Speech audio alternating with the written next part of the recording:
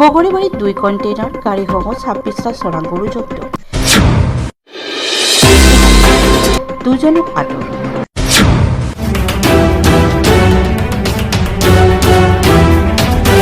আজি দুপৰীয়া 2 বজাত কোকৰাঝাৰ জিলাৰ বগৰীবাৰী আৰক্ষী থানাৰ অন্তৰ্গত 31 নং ৰাষ্ট্ৰীয় ঘাইপথত বগৰীবাৰী আৰক্ষীয়ে গোপন সূত্ৰৰ পম খেদি অভিযান চলাই 2খন কণ্টেইনাৰ গাড়ী সৈতে 26টা উন্নত জাতৰ চোৰাং গৰু জব্দ কৰিবলৈ সক্ষম হয়।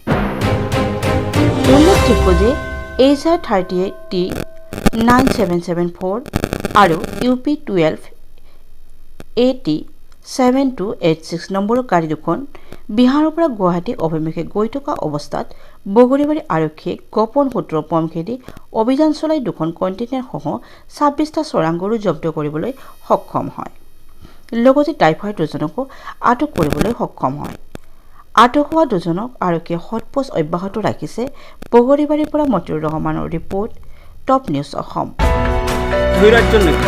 এইবোৰ যিটো তেওঁলোকৰ গৰুৰ যিটো আকাৰ, সেই আকাৰটো চাই এনেকুৱা লগা নাই যে এইটো আমাৰ লোকেল হয়, আৰু যিহেতু বক্সিৰহাট এনেকৈ পাৰ হৈ আহিছে, আল্টিমেটলি এইটো বহিৰাজ্যৰে হয়, এইটো আমাৰ লোকেল ব্ৰিড নহয়।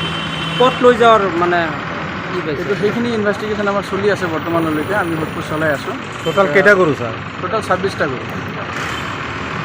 দুজনক কেইজনক আটক কৰিছে? আমি এতিয়া 2জনক এতিয়ালৈকে আমি আটক কৰিবলৈ সক্ষম হৈছোঁ, আৰু বাকী আমি তদন্তৰ আওতাত যাক পাওঁ আমি ব্যৱস্থা পাম।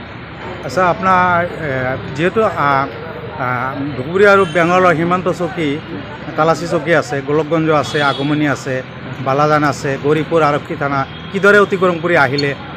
সেইটো বিষয়ে মই ক'ব নোৱাৰিম, কাৰণ মই যেনেকৈ ইনফৰমেশ্যন পাইছোঁ, মোৰ কামটো হ'ল ইনফৰমেশ্যন পোৱাৰ পিছত পাৰ্চু কৰা, তাক ধৰা, তেনেকৈ মই ধৰিছোঁ। বাকীখিনি কথা মই ক'ব নোৱাৰিম।